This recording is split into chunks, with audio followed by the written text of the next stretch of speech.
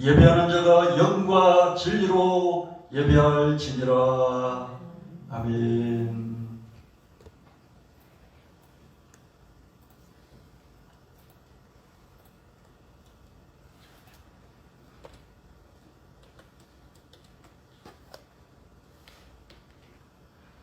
다 같이 사도신경으로 신앙 고백하도록 하겠습니다. 전능하사 천지를 만드신 하나님 아버지를 내가 믿사오며 그 배아들 우리 주 예수 그리스도를 믿사오니 이는 성령으로 잉태하사 동정녀 마리아에게 나시고 본디오 빌라도에게 고난을 받으사 십자가에 못 박혀 죽으시고 장사한 지 사흘 만에 죽은 자 가운데서 다시 살아나시며 하늘에 오르사 전능하신 하나님 우편에 앉아 계시다가 저주로서 산자와 죽은 자를 심판으로 오시리라. 성령을 믿사오며 거룩한 공의와 성도가 서로 교통하는 것과 죄를 사하여 주신 것과 몸이라 사는 것과 영원히 사는 것을 믿사옵나이다. 아멘.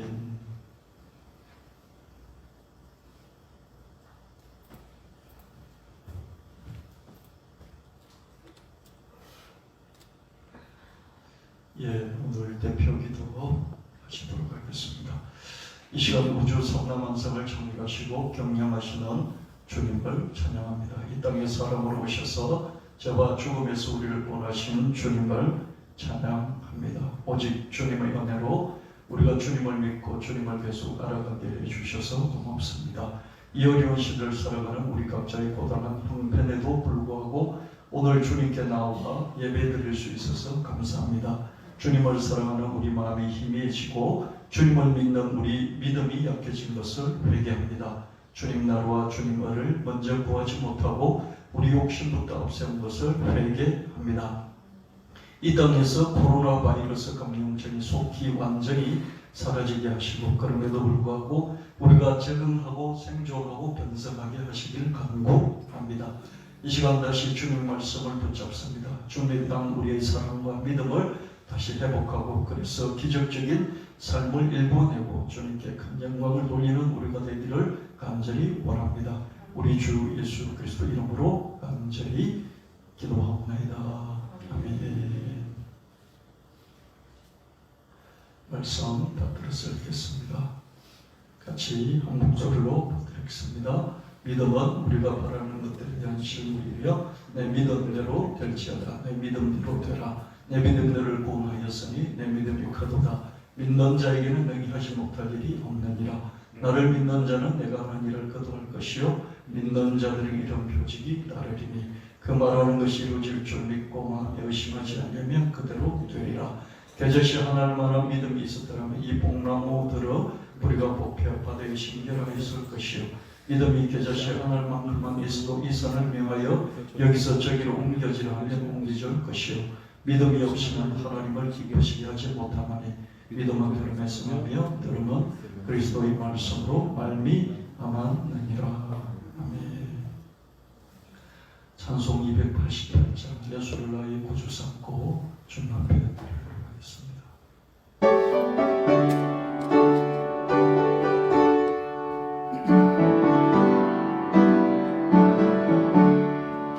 예수를 나의 삼고 성령과 피로써 거듭나니 이 세상에서 내 영혼이 하늘의 영광 누리도다. 이것이 나의 감정이요 이것이 나의 찬송일세. 나 사는 동안 끊임없이 우주를 찬송하리로다. 온전히 주께 맡겼네요. 사랑의 음성을 듣는 주 천사들 왕래하는 것과 하늘의 영광 보이노라. 이것이 나의 헌정이요 이것이 나의 찬송일세. 나 사는 동안 끊임없이 우주를 찬송하리로다. 주 안에 기쁨 누림으로 마음의 풍랑이 잔잔하니 세상과 다른 양보듣고 구속한 주만 보이노라. 이것이 나의 안녕이요 이것이 나의 찬송일세. 나서는 너만 끊임없이 구주를 찬송하리로다.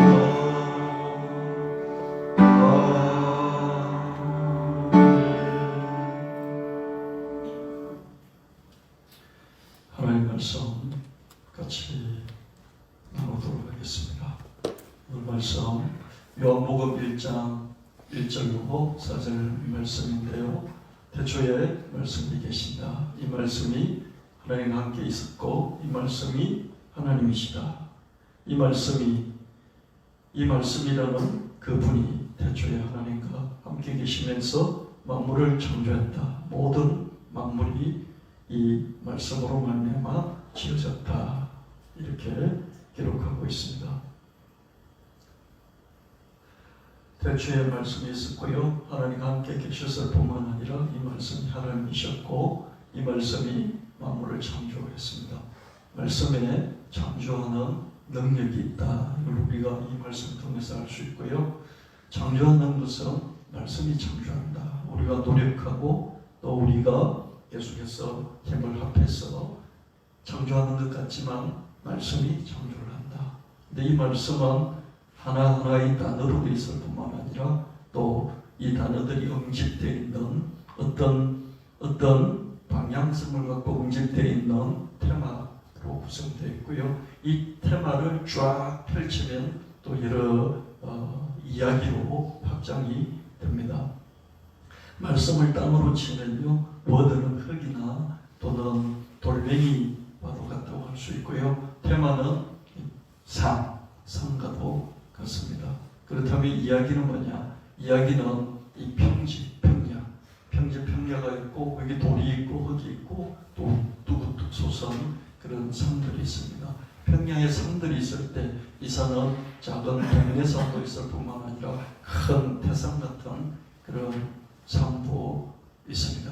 동네산은 그 동네로 끝나지만은 백두산 같은 한라산 같은 이런 큰 산은 나라 전체에 해당되는 것이고, 그렇죠? 에베레스트 산 같은 경우에는 그 동네 산으로 그 나라의 산으로 그치지 않고 에베레스트 산은 어떻습니까? 전 세계의 산이 될 수 있겠죠, 그렇죠?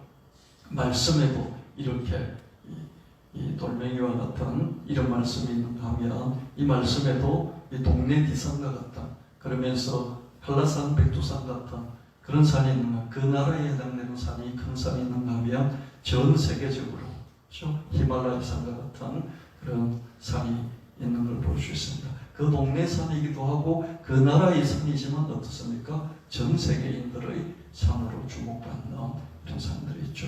이것을 다 뭐로 하냐면은 테마다 이렇게 말을 한다는 것입니다.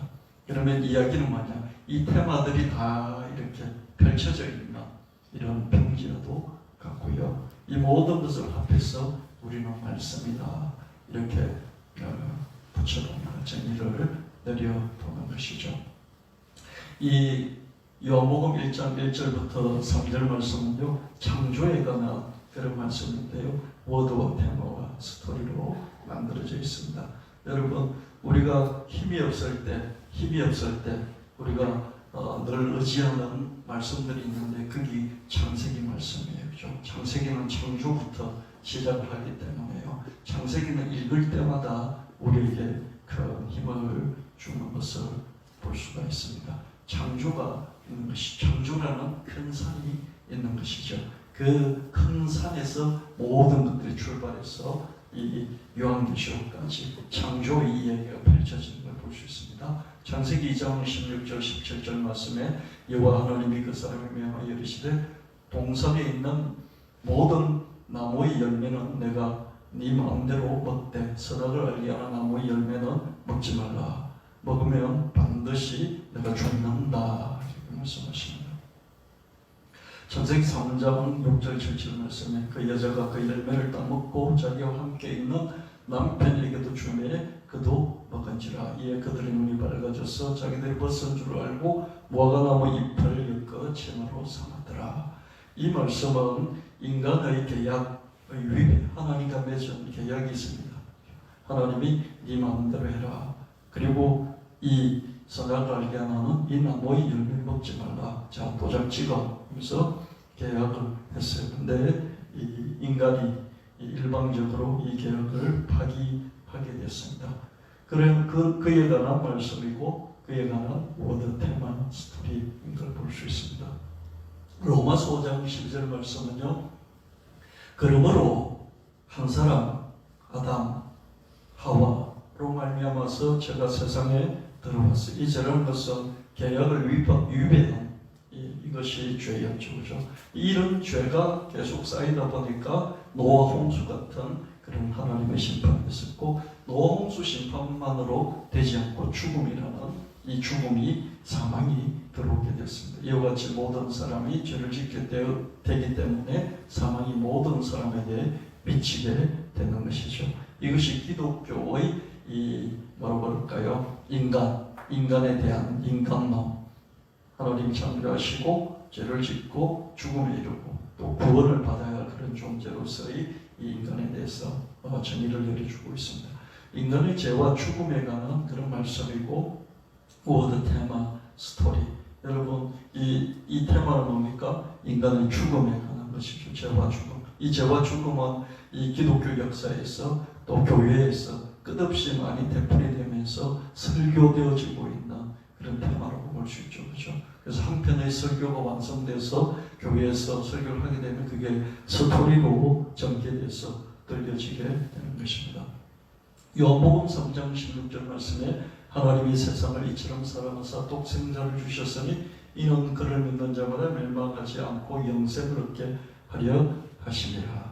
인간이 창조되어서 하나님 보시기에 창조하지만은 계약을 위반함으로써 왜 계약을 위반했습니까? 자유의지가 있기 때문이죠. 자유의지라는 것은 뭐냐면요, 하나님도 안 믿을 수 있는, 하나님을 배반할 수 있는 이런 자유, 마음대로 할 수 있는 이런 자유, 그것을 하나님이 인간에게 주셨죠. 그죠? 너는 나와 똑같은 당사자로서 100% 주체로서 계약을 체결했다.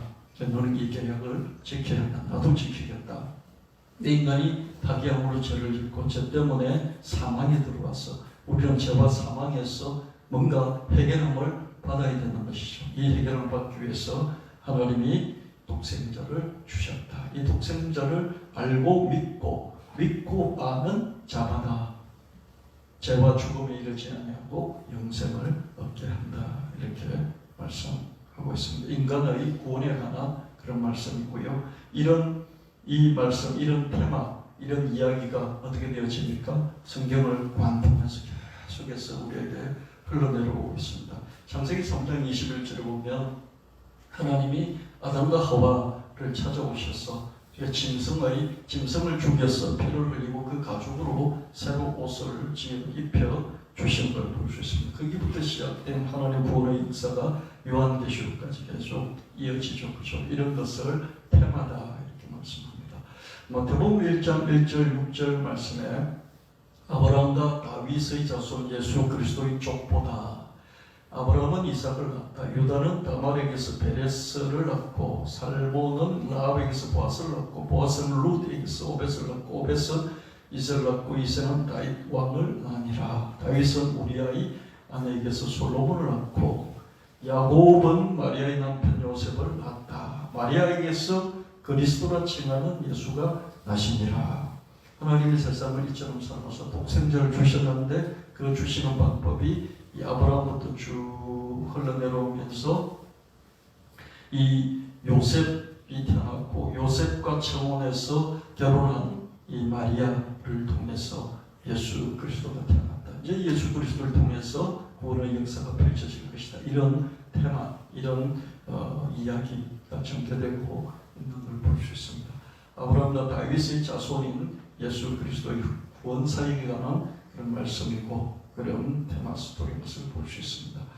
유다는 다말에게서, 며느리 다말에게서, 살몬은 이방인 기생이었던 라합에게서, 보아스는 이방인이었으면서 청상 거부였던 롯에게서, 다윗은 자기 축복이었던 우리아를 죽게 만들고 그 아내 바세바에게서 각각 예수 그리스도의 조상을 낳았던 것이죠. 이 성경에 보면 하나님께서 세상을 이처럼 사랑하사 독생자를 주셨는데 독생자가 산신령처럼 나타난 것이 아니라 인간의 혈통을 타고 독생자가 사람이 되어서 오셨는데 그 혈통을 보니까 이런 혈통이 되는 것이죠. 이 혈통이 그렇게 아름답지만은 않은, 그러나 여기에 이 하나님의 깊은 은혜가, 골짜기가 깊은 만큼 그것을 채우는 그 은혜가 큰 것을 볼 수가 있습니다. 이런 걸 통해서 우리가 자만하지 말아야 될 것은 뭐냐면 내 실력과 내 능력과 내 노력, 이것을 넘어서는 하나님의 은혜가 없이는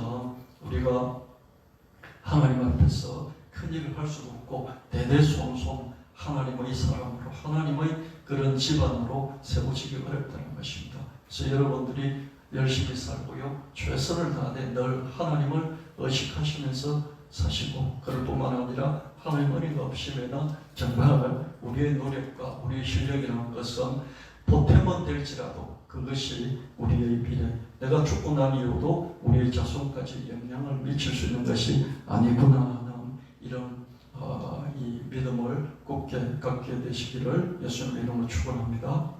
이게 왜 중요하냐면요, 그렇지 않으면 강남에서 자기 이 많은 부를 쌓고 그리고 자기 자식들 교육을 잘 시키는 이런 사람들에게 우리가 어떻습니까? 대대로 노예생활, 종노릇을 할 수밖에 없습니다. 그러나 하나님의 이 역사를 보면요, 안 될 것 같은 데서 계속해서 되어지는 역사들이 일어나는 거죠. 저 골짜기에서 하나님의 역사가 일어나고요, 저 변두리에서 하나님의 역사들이 일어나는 것을 볼 수 있습니다.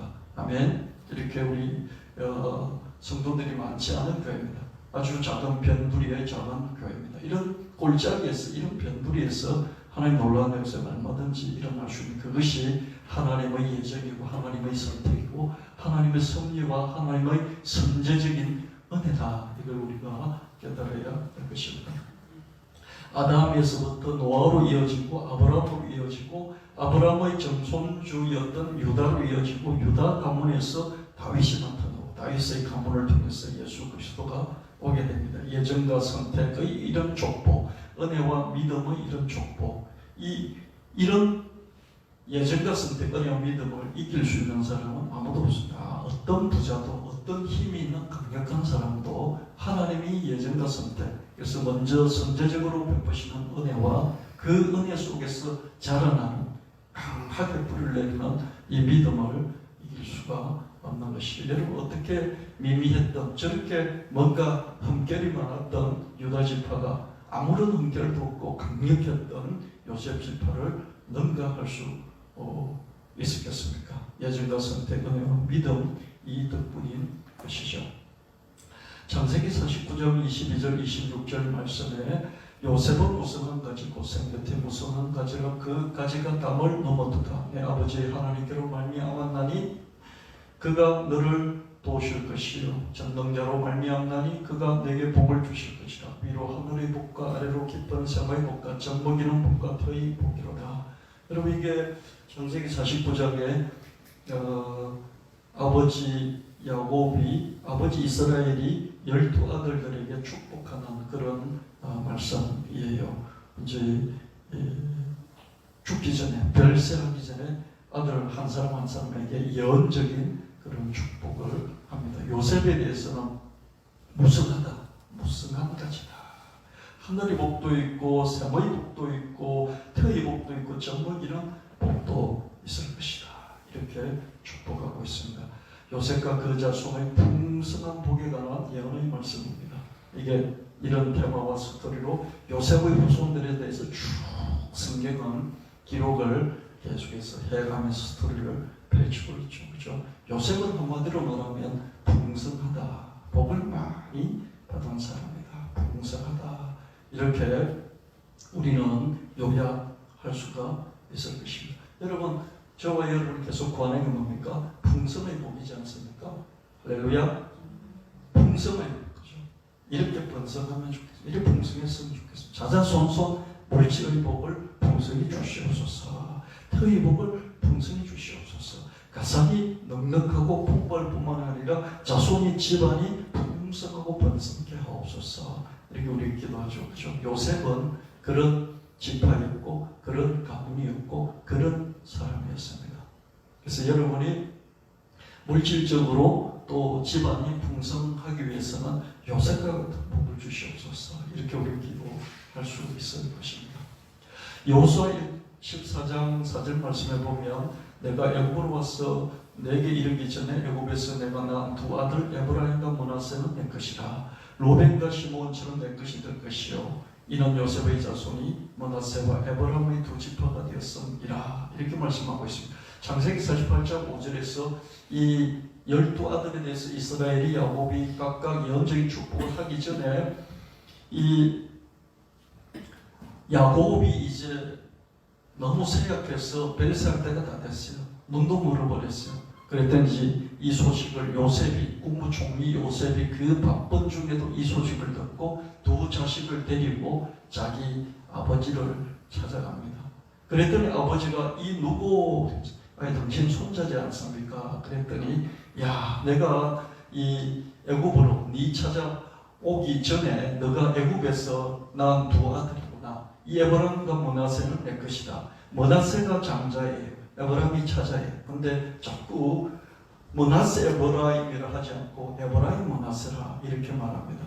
이 에브라임 므낫세는 에브라임 므낫세의 큰 아빠인 르우벤과 시몬처럼 내 손주가 아니라 내 아들이야. 이렇게 말합니다. 입양을 다시 하는 것이죠. 그 아들 둘을, 손주 둘을 입양을 해서 아들로 삼아버립니다. 이는 요셉의 자손이 므낫세와 에브라임의 두 지파가 되었습니다. 성경 좀 희한한 것 되게 많이 있죠. 그렇죠? 손주를 아들로 삼아버립니다.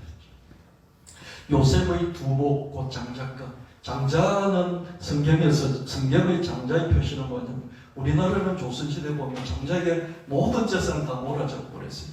지금은 그런 게 거의 없는데요. 제가 어릴 때만 하더라도요, 젊을 때만 하더라도 부모의 재산이 돈이 열마직이든지 백마직이든지요, 천마직이든지 장자에게 거의 다 몰아주고요. 여자는 출가의 외인이다 그러면서 시집 보냈으니 거기서 알아서 하라 그러면 돈 한마지기도 주지도 않았죠. 그죠? 우리 최근까지도 그랬어요. 그죠? 근데 이 이스라엘은 좀 합리적이었던 것 같아요.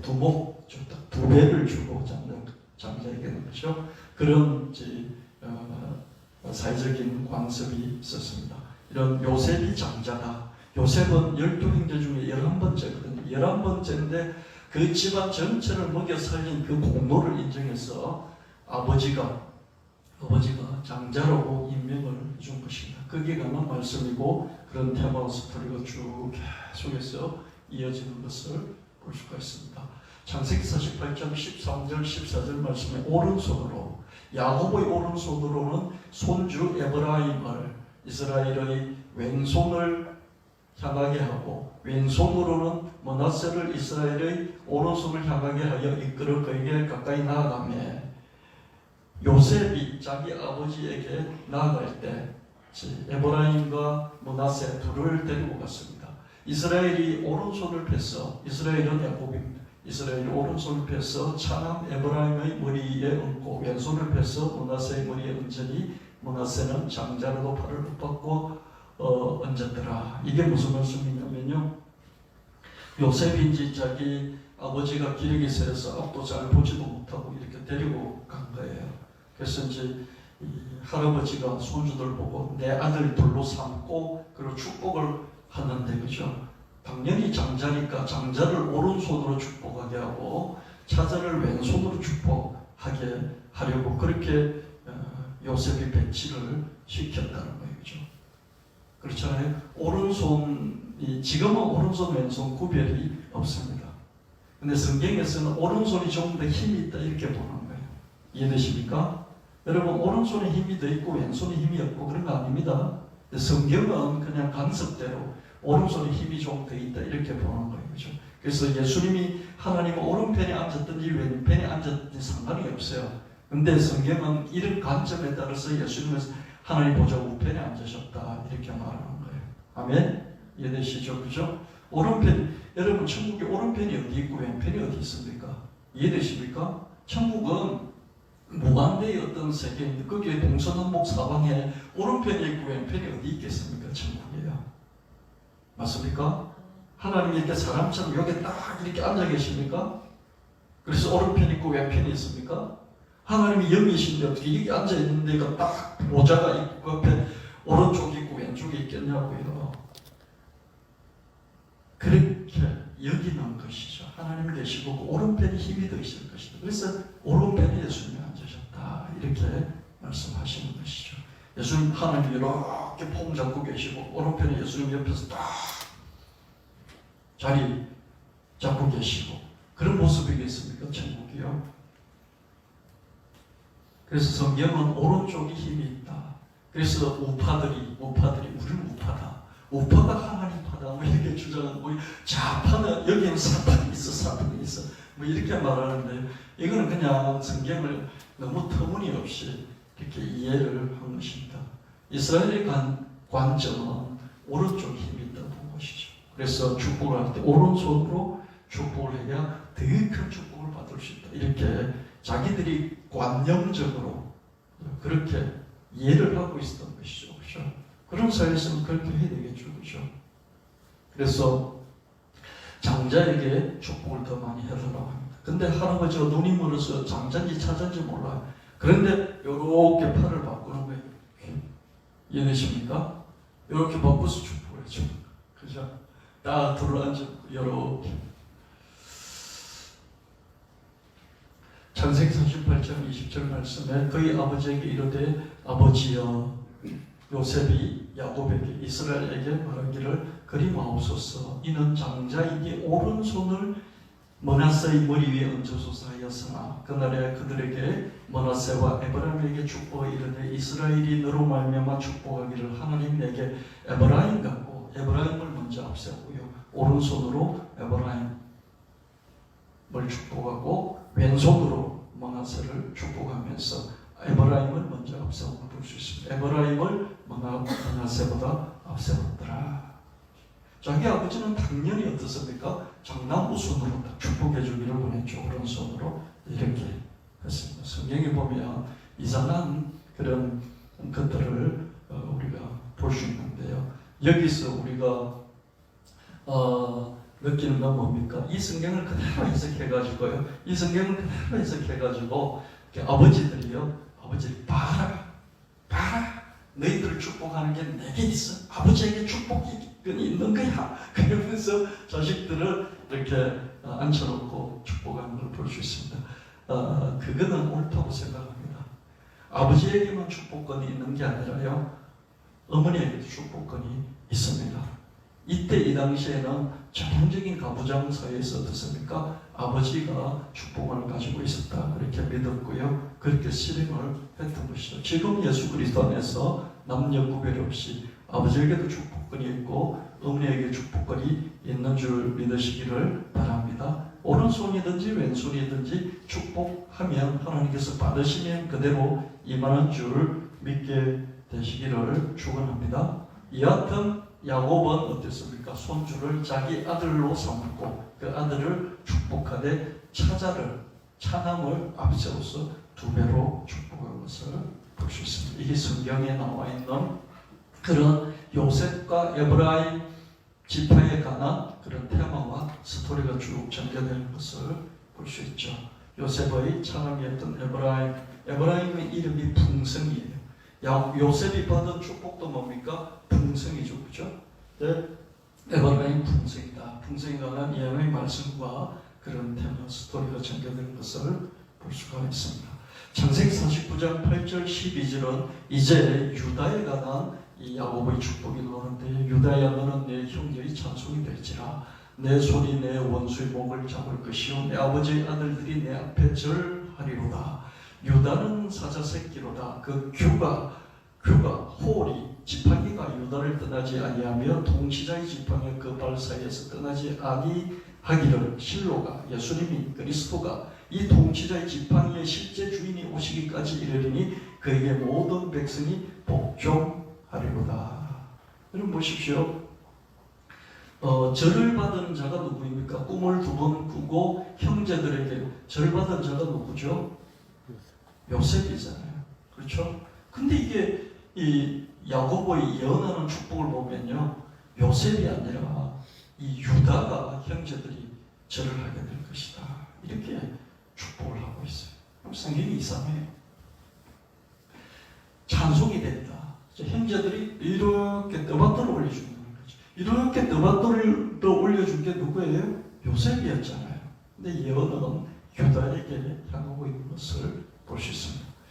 유다는 어떻습니까? 풍성함이 아니죠. 그죠? 유다는 찬송이었고요. 그 자손의 왕적인 통치권. 요셉은 풍성함이었지만은 유다는 어떻습니까? 왕적인 통치권, 주인공을 주고 있다. 이렇게 말씀하고 있고, 그런 여러 말씀과 테마 스토리가 쭉 전개되고 있습니다. 여러분, 아담이 있고요, 쭉 노아가 있고, 쭉 내보다 누가 있습니까? 아브라함이 등장하고, 아브라함의 이삭이 등장하고, 이삭 밑에 야곱이 등장하고, 야곱이 12아들이 되면서 12아들을 통해서 12지파가 된 이스라엘의 민족이 형성되지 않습니까? 그렇죠? 근데 이스라엘 12아들이 다 선택받은 게 아니라 12아들 중에서 둘이 특별히 우뚝 솟은 큰 산인데, 하나는 요셉의 산이고 하나는 유다의 산인데, 그렇죠? 그 두 산이 경쟁할 수밖에 없는 것이죠. 계속해서 경쟁이 되다가 나중에 어떤 결론이 내려지는지 우리가 찾아볼 수 있을 것입니다. 10편 78편 60절 70절 말씀에 그러나 요셉의 장막을 버리셨다. 에브라임 지파를 택하지 않으셨다. 야곱의 아들이던 요셉을 버렸다. 에브라임 지파를 선택하지 않았다. 오직 유다 지파와 그가 사랑하시는 시온산을 택하시며 그의 성소를 산의 높음같이 영원히 두신 땅같이 지으셨도다. 또 그의 종 다윗을, 유다 지파의 그 가문에서 태어난 다윗을 택하시되 양의 무리에서 취하시며. 10편 78편은 이렇게 말씀하고 있습니다. 여러분, 테마를 쭉 따라오면서 이 스토리가 어떻게 전개되는지 여러분 이해하시기를 바랍니다. 장자권을 가졌던 요셉도 아니고 풍성한 에브라임 지파도 아니었어요. 유다 지파의 그 가문에서 다윗이 태어났고 다윗이 통치자로 예정되고 선택됐다는 그런 예언의 말씀이고 테마 스토리가 전개되고 있습니다. 어떻게 유다 지파의 약한 남쪽 유다가 요셉 지파의 강한 북극 10지파의 에브라임을 능가한다는 그런 말인가요? 예정과 선택, 은혜와 믿음 덕분인 것이죠.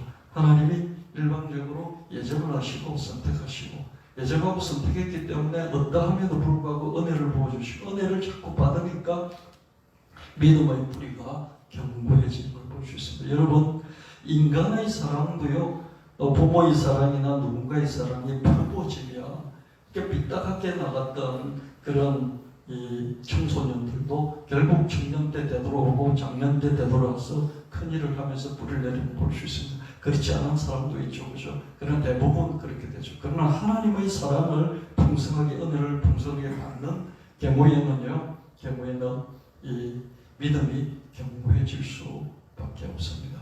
할렐루야. 여러분이 하나님을 열심히 믿으려고 애를 쓰고 성경도 암송하고 묵상하고 그러면서 잡으려고 애를 쓰는 그 노력을 계속하시기를 축원합니다. 그러면서도 하나님의 은혜가 부어져야만 이게 굳어져서 뿌리가 견고히 내 믿음의 뿌리가 견고해진다. 그것도 인정하셔서 하나님 은혜를 많이 주십시오.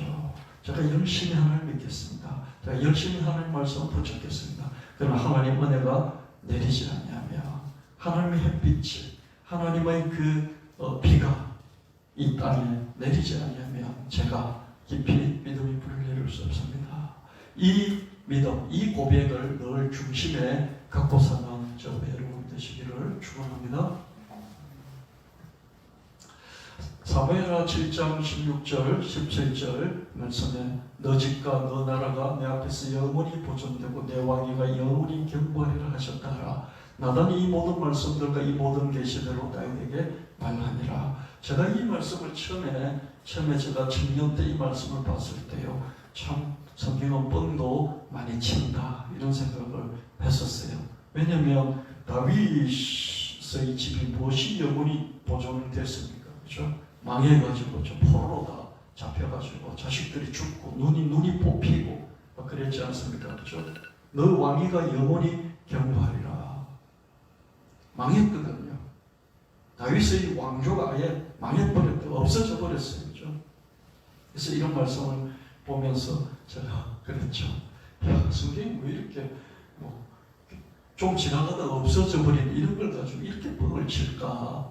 그런 생각도 들었어요. 하나님 못 믿는 것도 아니고 성경 진리 말씀이 아니라는 것도 아니었지만은 그런 마음에 이런 구절들을 볼 때 선뜻 받아들이기가 어렵다는 것이죠. 그죠? 이 모든 계시라는 것은 하나님이 전해주는 말씀을 계시라고 이야기합니다. 하나님이 어떤 말씀이 있고 그 말씀을 전해주는 이게 계신 것이죠. 일반적인 세상의 용어는 신탁이다 이렇게 말합니다. 신탁은 뭐냐면은 하나님의 뜻, 하나님의 생각, 하나님 말씀을 준다는, 밝혀준다는 이게 신탁인 것이죠. 제사장을 통해서든지 선지자를 통해서든지 말씀을 주시는 것이죠. 다윗의 가문이 영원하다. 그것을 예정하고 선택했다는 그런 말씀이고요. 그런 테마와 스토리가 전개되고 있는 것입니다. 여러분, 성경이라는 것이요, 큰 나무라고 보면 뿌리가 있고 몸통이 있고 가지가 있고 잎이 있지 않습니까? 그렇죠? 많은 사람들이 이파리를 붙들고 믿고 있어요. 이파리를 붙들고요. 이파리를 붙들고 복주시옵소서 이파리를 붙든다고. 우리가 뿌리를 알고 몸통과 가지들도 알 수 있어야 되겠습니다. 그렇죠? 이 성경 66권의 큰 땅에는요, 산들도 있다는 거예요. 동네 디산도 있고, 그렇죠? 한라산 백두산도 있을 뿐만 아니라 히말라야 산도 있다는 것이죠. 그렇죠? 동네 마을에 해당되는 산도 있지만은 국가 전체에 해당되는 산도 있고, 또 어떻습니까? 전 세계 전체에 해당되는 그런 큰 산도 있다는 것이죠. 그렇죠? 아멘? 아멘. 성경 66권 전체는 뭡니까? 이 땅, 지구 땅 전체를 말할 수 있죠. 그렇죠? 그러면 히말라야 산같이 큰 산은 뭡니까? 그 큰 산이 예수 그리스도라는 거예요. 아멘? 아멘. 그럼 모세는 뭡니까? 모세는 그 중에 어떤 좀 그보다는 작은 산일 수 있는 것이죠. 그렇죠? 요소는 뭡니까? 요소도 그런 산에 해당되겠죠. 그렇죠? 그럼 가장 큰 히말라야 산에 대해서 우리가 성경 66권에서 그 테마를 붙잡지 못하면 어떻습니까? 가지 붙들고 하나님 있는 것이고 이파리 붙들고 하나님 있는 것이죠. 그렇죠? 그래서 제가 말씀인데 그 말씀 중에 테마를 중심으로 해서 말씀을 이어가고 있는 것입니다. 열왕기상 11장 30절 31절 말씀에 솔로몬의 신하 느밧의 아들 여로보암이 또한 손을 들어 왕을 대적하였어요. 그는 에브라임 족속인 스레다 사람이요 아히야가 자기가 입은 새 옷을 잡아 12조각으로 찢고 여로보암에게 이르되 너는 10조각을 가지라. 이스라엘 하나님 여호와의 말씀이 내가 이 나라를 솔로몬의 손에서 찢어 빼앗아 10지파를 내게 주고 보세요. 여로보암이 등장하는데 솔로몬의 신하였어요. 솔로몬이 큰 건축 사업을 맡길 때 여로보암에게 맡겼는데 여로보암은 에브라임 지파 사람이에요. 이 에브라임 지파 사람에게 아히야가 에브라임 지파인 여로보암을 홀로 들판에서 만나자마자 자기가 입고 있던 새 옷을 쫙 12조각으로 찢어가지고 10조각을 딱 주면서 하나님이 내게 이스라엘 12지파 중에 10지파를 내게 줄 것이다. 이렇게 예언하는 것을 볼 수 있습니다. 솔로몬이 무상숭배를 많이 했어요. 그래서 하나님이 심판하시면서 에브라임 지파 여로보암에게 북쪽 10지파를 넘겨주겠다 이렇게 말씀하시고 그런 테마와 스토리를 쭉 전개돼 가고 있는 것을 볼 수가 있습니다. 열왕기상 11장 34절 35절 말씀에 그러나 그럼에도 불구하고 내가 택한 종 다윗이 내 명령과 내 법도를 지켰지 않느냐. 내가 그를 위해서 솔로몬이 살아있을 때는 10지파를 빼앗아 여로보암에게 넘기지 않겠다. 그렇지만 그의 아들 르호보암, 여로보암이 아니라 여로보암 북쪽 10지파, 르호보암, 솔로몬의 아들이었던 다윗의 손주였던 르호보암에게는 빼앗아서 여로보암에게 줄 것이다. 이렇게 말씀하고 있습니다. 실제로 그렇게 되었죠. 열왕기하 8장 19절 말씀에 여호와께서 그의 종 다윗을 위하여 유다를 멸망시키기를 절기하지 아니하였다. 북쪽 10지파 가버리고 남쪽에는 유다 지파하고 그냥 베냐민 지파 2개만 남아있었잖아요. 이는 그와 그의 자손에게 항상 등불을 주겠다고 말씀하셨습니다. 이렇게 쪼그라들었지만 멸망시키지 않고 등불을 북쪽 10지파에 풍성했던 강력했던 북쪽 에브라임에 주지 않고 남쪽 미미했던 남쪽 얘기의 등불, 영원한 등불, 하늘 등불을 주시겠다 이렇게 말씀하고 있습니다. 아멘. 성경 계속해서 이런 잘라져 버린 나무에서 새순이 돋아서 이 새순이 하나의 나라가 될 것이다 이렇게 말씀하시고요. 겨자씨 하나를 말씀하시고 이게 하나님의 역사입니다. 변두리 변방에서 작은 교회이지만은 우리 교회를 통해서 하나님께서 큰 역사를 이루실 수 있다는 그런 말씀인 것이죠. 여러분을 통해서 여러분의 당대가 아니면 후대를 통해서도 일을 하실 수 있다는 그런 성경의 말씀인 것입니다. 그럼에도 불구하고 왕적 통치권은 요셉 가문에 있는 것이 아니라 유다 가문, 다윗 가문에 영원히 있다는 그런 말씀이고 그런 테마스들로 쭉 전개되어 가고 있는 것을 볼 수가 있습니다. 푸른 마르고 꽃은 시들지만 우리 하나님의 말씀은 영영이 서리라 하라. 풀이 풍성하고 꽃이 풍성하지만 그러나 언젠가는 시들고 말라버린 거죠. 에브라임 지파의 강성함도 풍성함도 말라버린 거죠. 그러나 그럼에도 불구하고 하나님이 선택한 이 말씀, 하나님이 예정하고 선택하고 은혜를 주시고 믿게 하신 이 말씀은 영원히 변치 않는다는 것입니다. 할렐루야. 다윗 가문이 영원하고 다윗의 왕위가 영원하고 그 왕조가 영원하리라 이 말씀이 제가 콧방귀를 뀌었잖아요. 다 망해버린 것들 그랬단 말이죠. 근데 이 말씀이 그대로 영원히 서는 것이죠. 예수 그리스도를 통해서 이 다윗의 후손이었던 예수 그리스도를 통해서 영원히 서게 되고 우리는 모두 다 영적으로 믿음으로 말미암아 이 다윗 가문의 후손이 되는 것이죠. 아멘. 아멘. 우리 영적으로 아브라함의 자손, 영적으로 유다의 자손, 영적으로 이 다윗의 가문에 속하게 된 것입니다. 그런 면에 있어서 어떻습니까? 앞에 보았던 나단이 다윗에게 줬던 그 심판, 그 심판이 영원히 옳은 말씀, 영원히 서는 말씀이 되는 것이죠. 이런 핵심적인 테마를 붙잡고 믿음 생활하시는 여러분 되시기를 예수님을 축원합니다. 네. 장로 한 사람이 울지 마시오 유다 지파의 사자 다윗의 자손이 이겼으므로 그분이 7군데의 봉한 것을 떼고 거책을 펼칠 것입니다 하고 말했습니다. 요한계시록에서 그렇죠. 마지막 때에 예수님께서 등장하시는데 다시 등장하시는데 아무도 봉인되어 있는 것을 해제할 그런 능력을 갖고 있지 않아요. 권리와 능력이 없어요. 그때 이 천국의 장로 한 사람이 울지 마 유다 지파의 사자 다윗의 자손 예수 그리스도가 이겼어. 그분이 하실 것이야 라고 말해주는 것을 볼 수 있습니다.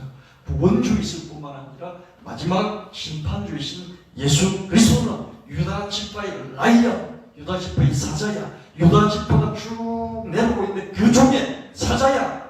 유다 지파의 산들 중에서 히말라야 산에 해당되는 것이야. 이렇게 말씀하시고 그리고 유다 지파의 다윗 가문의 자손이야 이렇게 확정 지어주시는 그런 말씀 테마 이야기인 것을 볼 수 있습니다. 저 창세기부터 시작해서 그렇죠? 야곱부터 이어집니다. 창세기부터 시작해서 어디까지 이어집니까? 요한계시록까지 계속해서 유다 지파가 등장하고 다윗 지파가 등장하는 것을 볼 수가 있습니다. 예수 그리스도께 속한 우리는 믿음으로 영적으로 예수 그리스도께 속한 우리와 우리 교회는 유다 지파 그리고 유다 지파의 다윗 가문 예수 그리스도께 속한 줄 믿습니다. 이 믿음을 가져야 돼. 여러분은 이 승리의 길, 하나님이 예정하시고 선택하시고 은혜를 주시고 그래서 믿음이 북게 불을 내리게 한 이 반열에, 이 계보에, 이 족보에 저와 여러분도 들어가 있다는 것을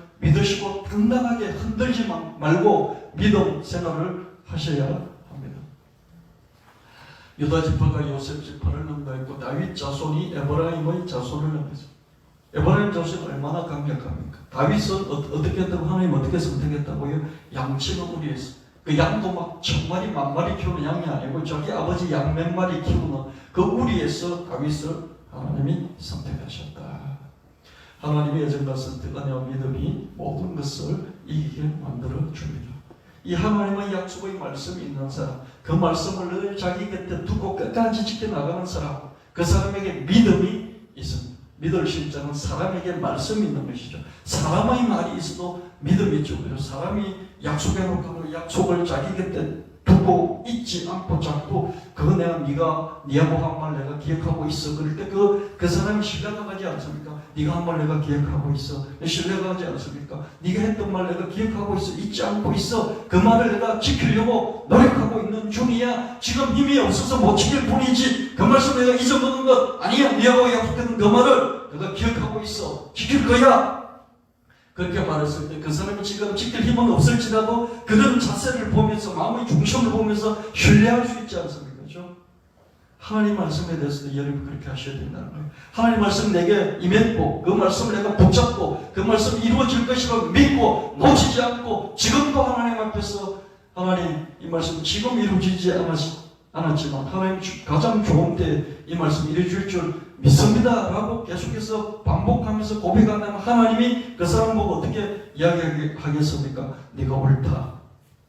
너는 어렵다. 내 말씀을 내가 지키기 때문에 어려운 사람이야. 똑바른 사람이야. 이렇게 말씀하실 것입니다. 믿음으로, 말씀을 믿음으로 어렵다 하신다는 것이죠. 말씀을 간직하는 사람, 그러니까 믿음을 지키는 사람이 결국에는 이기는 천하무적이 되는 것입니다. 여러분 요셉 지파를 보십시오. 여러분 그냥 하나님 믿는 사람들 중에서, 그렇죠? 하나님 인정하고 믿는 사람들 중에서 요셉 지파를 보십시오. 얼마나 풍성하고 강했습니까? 유다 지파를 보십시오. 족보를 보셨죠, 그죠? 마태복음 1장에 나오는 족보를 보셨잖아요. 이상하지 않습니까? 그렇게 막 기태나고 부티나는 집안의 그 혈통이 아니었던 것 같아요. 다윗은 어떻습니까? 다윗은 그냥 자기 아버지 미미한 집안, 자기 아버지 양치는 목동이었어요. 양도 목장이 아니었어요. 그냥 양 몇 마리 쳤어요. 그 다윗을 하나님이 선택하셔서 결국 여기까지 이르게 된 것을 볼 수 있습니다. 다윗에게 약속하신 말씀, 너 위가, 너 왕위가, 너 집안이 영원히 보존될 것이고 영원할 것이다. 이 말씀이 그대로 이루어졌습니다. 그래서 최고의 승리자는 유다였고요. 물론 아브라함도 이삭도 야곱도 승리자였죠. 밑에 분화되어 내려오는 그 첫 번째가 유다입니다. 유다의 승리, 다윗의 승리를 우리는 볼 수 있습니다. 성경에서 이런 뿌리들을 여러분 발견하시고 밑에 뿌리와 몸통을 이해하시고 그러면서 여러분이 이 뿌리에 속했고 여러분이 이 몸통에 속했다는 것을 믿으시고 붙잡으시고 흔들지 마시고 끝까지 어떤 환경이 어떠함에도 불구하고 주변의 경쟁자들이 나를 어떻게 핍박할지라도 압박할지라도 그게 굴하지 않고 하나님 말씀 붙들고 끝까지 승리하는 저와 여러분 되어야 하겠습니다. 결국에는 이긴다는 것입니다. 마태복음 4장 4절 말씀에 예수께서 대답하여 이르시되 기록되었을 때 사람이 떡으로만 살 것이 아니요 하나님 입에서 나오는 모든 말씀으로 살 것이라. 성경 66권의 말씀은 창조됐다. 그러다가 죄를 지었다. 그래서 죽음이 이르렀다. 그래서 구원할 것이다. 라는 이런 핵심 테마, 줄거리, 이런 몸통으로 짜여져 있습니다. 이런 것이 구원 이야기죠. 구원에 대한 이야기죠. 이 구원사로 이렇게 엮어져 있습니다. 이런 의미에서 이런 말씀이 세상보다 앞서고요. 말씀이 현실을 창조하고요. 말씀과 이런 창조된 그런 창조물은 하나로 엮여져 있고요. 이런 말씀이 창조물에 우리의 삶 속에도, 우리의 가슴 속에도, 우리가 하는 일 속에서도 말씀이 녹아들어가야 될 줄로 믿습니다. 아멘. 그래서 말이 힘이 있는 거예요. 우리가 하는 말도 힘이 있는 것이죠. 그래서 여러분이 말씀을 들어요. 성경 말씀을 읽고 중심을 잡을 뿐만 아니라 이 말씀이 여러분 삶 속에 녹아 들어가게 해야 될 뿐만 아니라 어떻습니까? 이 말씀 여러분이 하는 말도 여러분 삶을 끌고 갈 수 있는 힘이 있다는 것을 여러분 믿으셔야 합니다. 그리고 테마 전쟁에서 지면 모두 진 것이다. 테마가 시시하면 결과도 시시하지. 상상을 압축하면 테마가 만들어지고 테마를 전개한 미래가 여러분 보십시오. 성경 66권을 쭉 보니까 작은 산도 있고 큰 산도 있잖아요. 그죠? 작은 산은 뭡니까? 뭐 이런저런 사람들이 얘기가 너무 그게 작은 산들 하나님 믿는 사람들인데 요렇게 했다. 뭐 갈렙이 어떻게 했다. 뭐 또 어떻습니까? 야베스가 뭐 하나님 땅을 얻었다. 이런 것들은 작은 산들이에요. 그죠? 그 사람 집안에 해당되는 작은 산들. 근데 요셉 집안은 어떻습니까? 유다 집안은 어떻습니까? 큰 산들이지 않습니까? 이런 게 테마예요. 이런 테마 전쟁이 성경에서도 이렇게 이 테마가 전쟁처럼 거죠. 전쟁처럼 유다 지파와 에브라임 지파의 전쟁이 여기서 전개되는 걸 볼 수 있지 않습니까? 경쟁이라고도 볼 수 있고요. 여러분 10지파를 가졌던 로보암 북쪽하고요. 두 지파였던 남쪽 유다하고요. 남쪽의 르호보암과 북쪽의 여로보암 사이에 전쟁이 계속해서 있었다라고 성경이 기록하고 있습니다. 어떻다고요? 요셉 지파하고 유다 지파가 세월이 흘러가면서 두 지파가 경쟁하면서 끝까지 전쟁을 벌였다는 것이에요. 이 성경 그렇게 나와 있습니다. 두 지파가 싸웠다. 끝까지 싸웠다. 근데 누가 이겼습니까? 세력이 미약했던 유다 지파가 승리했던 것을 볼 수가 있습니다. 이게 테마. 이 테마가 전쟁을 일으키고 있는 것이죠. 테마가 시시하며 결과도 시시하죠.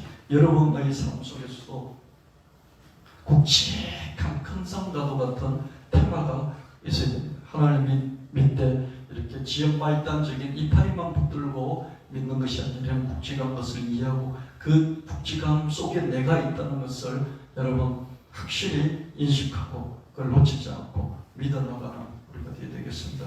이 성경은 우리가 도무지 이해할 수가 없어요. 어떻게 이상한 그런 것들을 하나님은 그대로 받으시면서 자기의 선택을 하셨을까? 이런 생각하면 도무지 합리적이지가 않습니다. 상상할 수밖에 없어요. 하나님 왜 그러셨을까? 이런 상상을 딱 압축해서 뭉뚱그려 놓은 것이 테마이고요. 이 테마가 쭉 펼쳐지는 것이 그게 이 얘기인데 그 얘기가 미래입니다.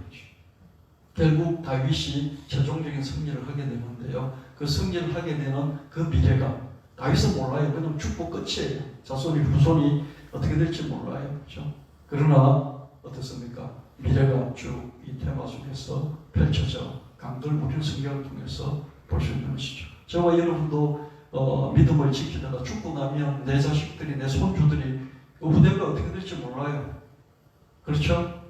근데 우리가 지금 살아가면서 이 말씀을 굳게 붙잡고 믿음을 지키면서 역명을 했다면 별세를 했다면 어떻습니까? 하나님이 다윗을 보고 후손을 지켜주시듯이 끝까지 책임지시듯이 우리의 믿음을 보고 우리가 다윗 같은 믿음을 견지하는 우리의 믿음을 보고 다윗은 허물이 없습니까? 자기 충복을 죽이고 그 아내를 뺏은 사람인데요.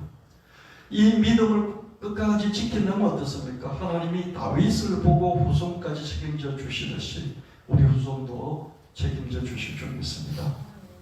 이 믿음의 뿌리, 몽통 천체를 이 테마를 확 붙잡고 믿는 이런 믿음들이 있어야 우리가 하루하루 좀 이렇게 믿음이 흔들리고 또 하나님께서 잘 못 사는 것이 있을지라도 하나님 나를 예정하셨어. 하나님 나를 선택하셨어. 하나님 나를 은혜를 주셨어. 나는 유다 지파 다윗 가문에 속해서 나는 예수 그리스도에게 최종 승리자이시요 유다 지파의 사자 라이언이시고 다윗 후손이신 예수 그리스도께 속했기 때문에 이분이 모든 미래의 도장 봉인된 것을 풀 수 있는 권한을 가진 이분에게 내가 속했기 때문에 나와 내 집안은 최종적인 승리자라는 이 근본적인 믿음에서 우리는 흔들리지 않는다는 것이죠.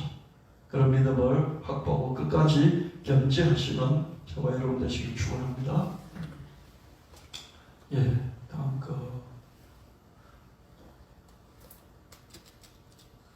스토리는 사람들이 밥이죠. 제가 이렇게 쭉 말씀을 전하니까 여러분들이 그러냐 그러면 신기하게 계속해서 따라오면서 받아들이면서 피곤하고 그런 중에서도 그죠? 말씀을 받아들이면서 다시 생기잖아요. 스토리가 사람들이 밥이 언제 어디서나 얘기가 있고요. 얘기가 사람들을 이끌어주고요. 얘기에는 공감이 있고요. 감동이 있게 되는 것입니다. 그래서 얘기가 참으로 중요하죠.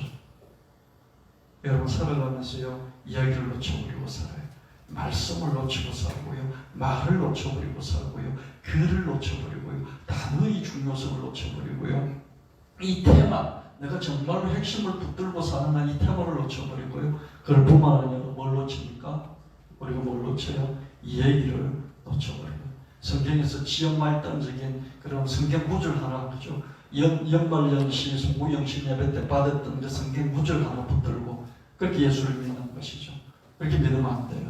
뿌리를 알고 몸통을 알고 정체를 알고 태산 같은 히말라야 산 같은 그 산을 알고 그걸 붙들고 흔들리지 않는 그런 믿음 생활을 해드릴 줄로 믿습니다. 하나님 말씀, 그 말씀의 한 단어 한 단어 그럴 뿐만 아니라 이 큰 산과도 같은 테마 그리고 그것들이 쭉 펼쳐져가는 이야기 전체를 이해하고 믿는 여러분 되시길 축원합니다. 그리고 이것들을 풀어내는 전하는 우리가 되될 줄로 믿습니다.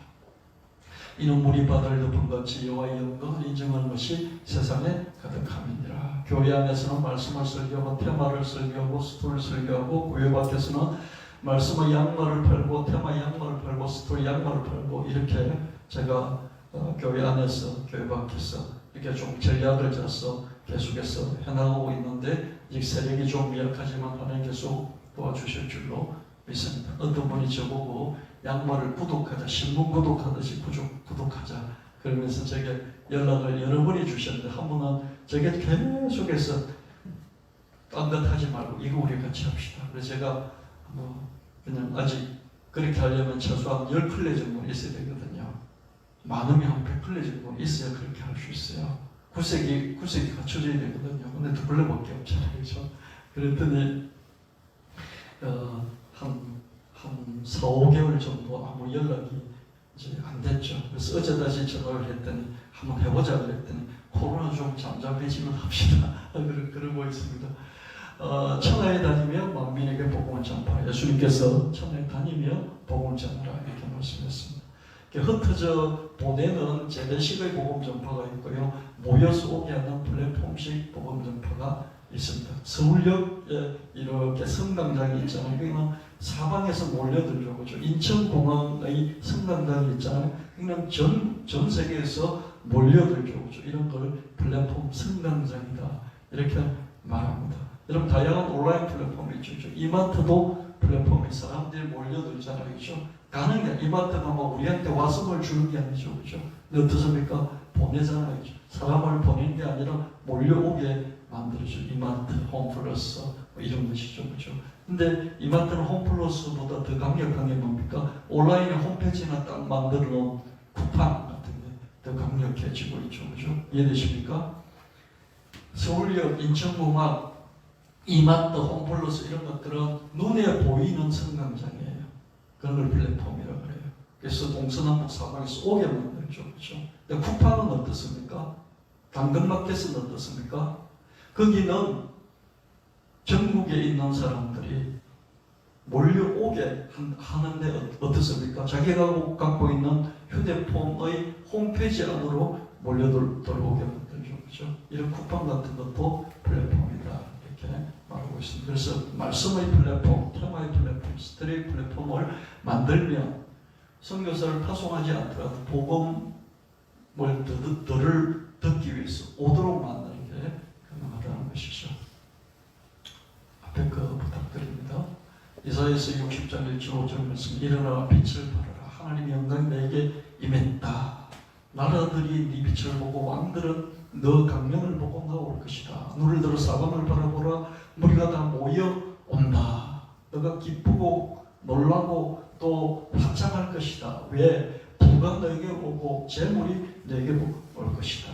이 나라, 우리나라의 부와 재물뿐만 아니라 외국의 부와 재물까지도 올 것이다.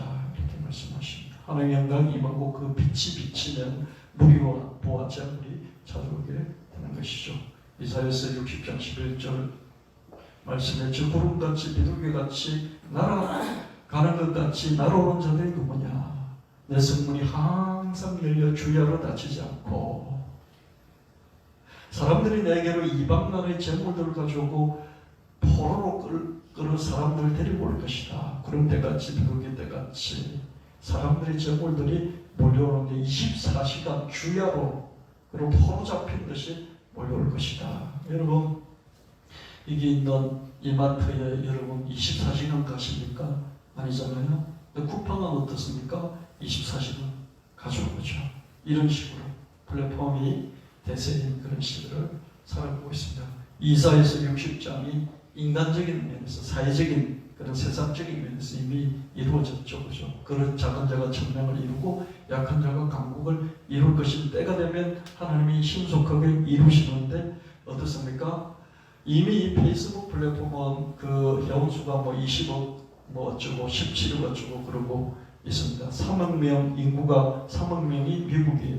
미국을 넘나는 그런 플랫폼이 페이스북이 또 인스타그램 그런 플랫폼이 됐습니다. 벌써 이사야 60장 22절이 사회적으로 세상적으로 이루어졌죠. 그죠? 영적으로 믿음의 측면에서 하나님 말씀의 플랫폼, 테마와 스토리의 플랫폼 아직 이런 게 이루어지지 않고 있어요. 그죠? 이것을 이루어야 하는 때가 지금 오고 있는 것이죠.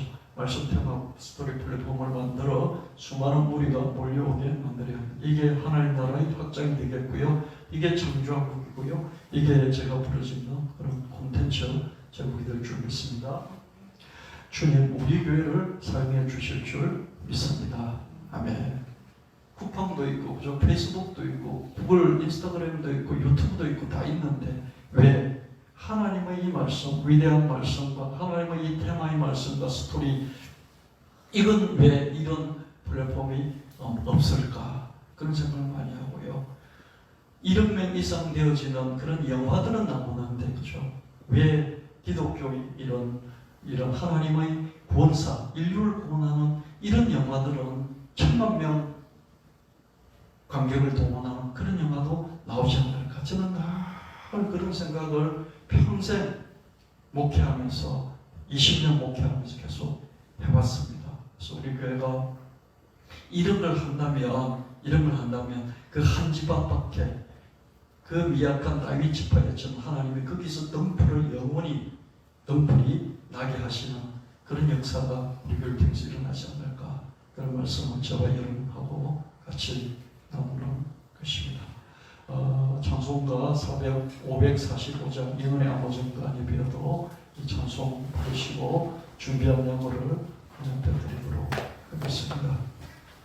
찬송 부르시고 영어를 드립니다. 인원의 아버지가 예배도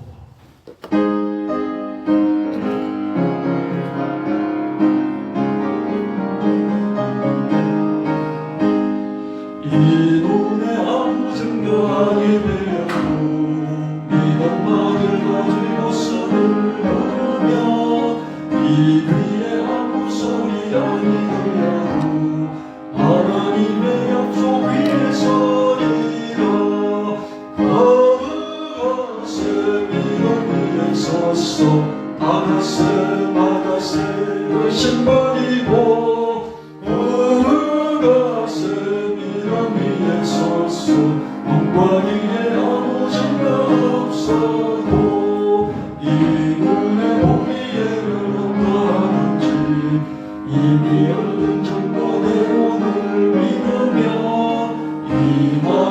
결심없이 살아갈 때에 우리 소원 주 안에서 이루리.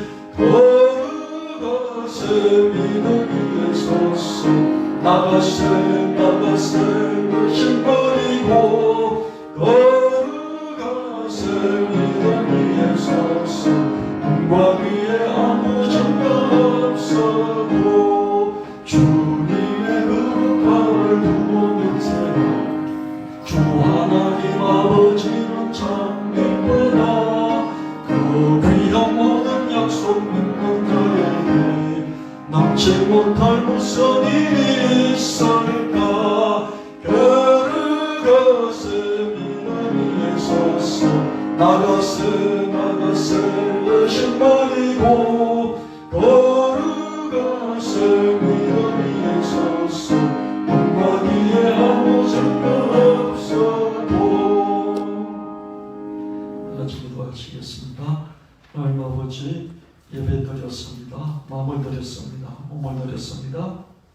우리의 기도를 드렸습니다. 이 시간 헌물을 드립니다. 이 헌물에 우리의 땀이 있고 눈물이 있고 우리의 간절한 기도 제목이 있습니다. 우리 기도 제목을 잊지 마시고 개인적인 가정적인 집안의 또 사업장과 일터 그리고 이 교회 이 나라의 민족을 위한 기도를 들으시고 하나님 응답하실 때 때를 맞춰서 응방배로 갚아 주시옵소서. 하나님 이 말씀 사역에 이 말씀을 무리들이 오게 하고 재물들이 몰려들게 해서 전하는 이 말씀의 플랫폼 세우는 데 있어서 우리 교회가 주력이 되기를 원합니다. 우리 교회를 들어서 사용해 주실 줄 믿습니다. 우리 아들 덕분같이 하나님의 영광을 인정하는 것이 온 세상에 완전히 충만해지는 그런 하나님 우리 교회로 들어서 사용해 주시고 이게 모인 한 분 한 분들이 이 큰 뜻을 마음에 붙잡고 끝까지 견인하면서 승리하는 한 사람 한 사람 되어주고 우리 교회가 되어지게 하여 주시옵소서. 주 예수 그리스도 이름으로 간절히 기도합니다. 아멘.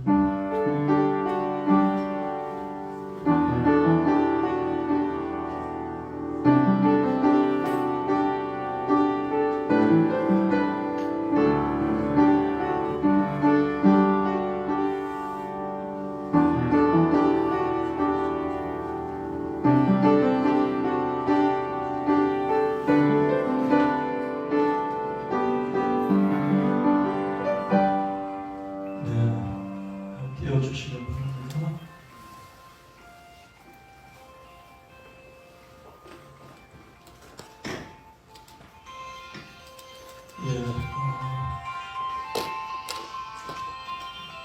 한 가지 간구를 먼저 드리고 또 축도받고 마치도록 하겠습니다.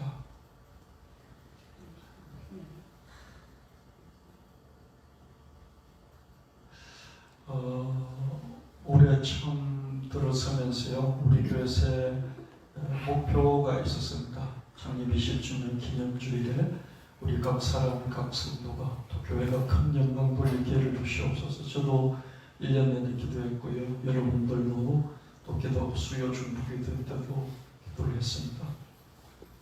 그래서 11월 15일 총동원 주일로 추수감사주일을 보내고 20일 창립 20주년 기념주일로 보내자 그러면서 작년 연말부터 또 올 초에 들어서면서 이것을 걸고 우리가 시작을 했는데요.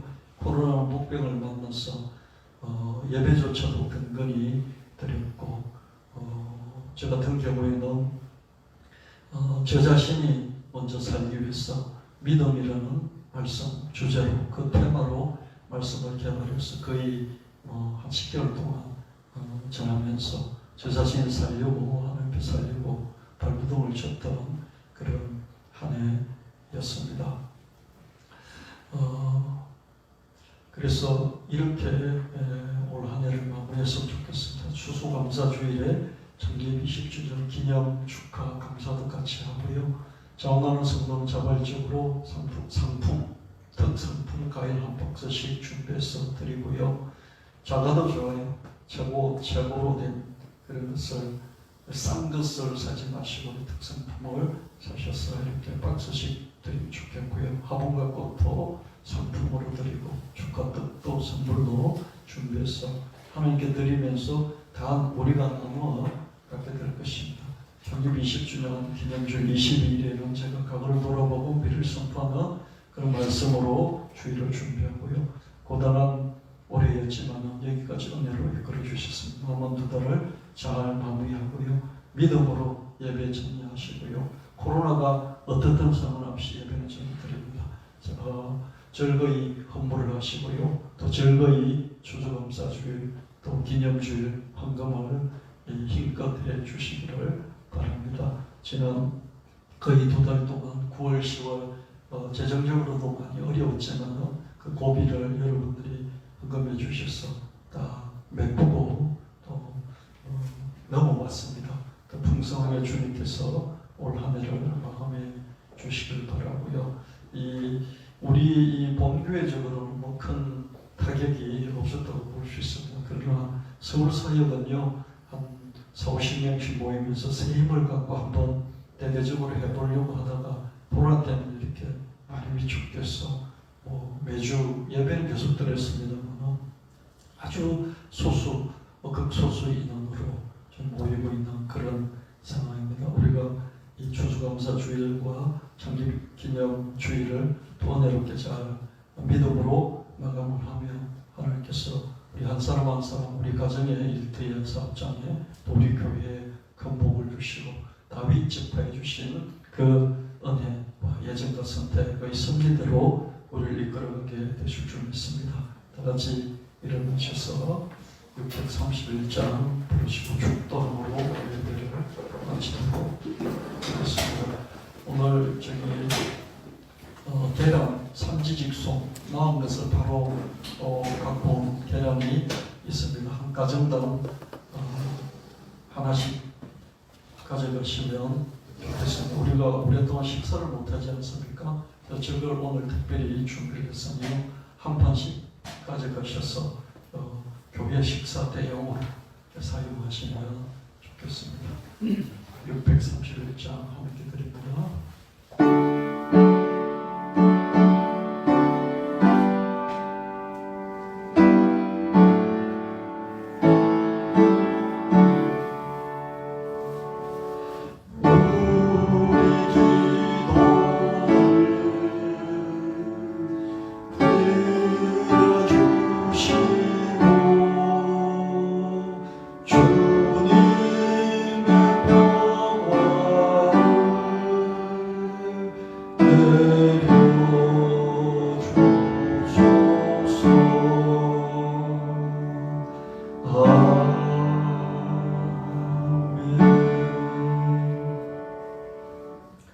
이제는 우리 주 예수 그리스도의 지극하신 은혜와 여정과 선택, 은혜와 섭리로 우리에게 믿음의 뿌리를 견고히 세워주시는 하나님 아버지의 영원무궁하신 사랑하심과 우리를 섭리 가운데서 끝까지 견인하시는 성령 하나님의 인도하심, 예배를 드린 한 사람 한 사람 머리 위에 가정일 뒤에 학업 위에 산지사방에 흩어진 성도들과 서울 청량교회 위에 영원히 함께 하실지어다.